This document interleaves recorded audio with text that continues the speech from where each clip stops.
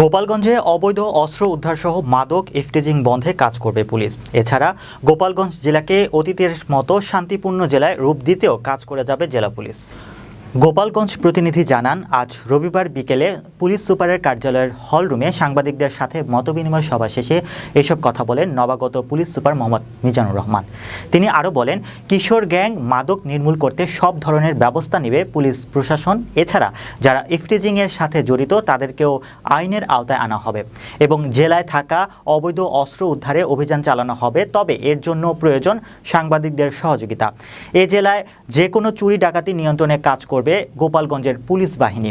এ সময় অতিরিক্ত police super কাজী মাহবুবুল আলম, অতিরিক্ত পুলিশ সুপার উখিং মে, সদর থানার নবাগত ভারপ্রাপ্ত কর্মকর্তা মীর মোহাম্মদ সাজিদুর রহমান সহ জেলার সকল প্রিন্ট ও ইলেকট্রনিক্স মিডিয়ার সাংবাদিকরা উপস্থিত ছিলেন।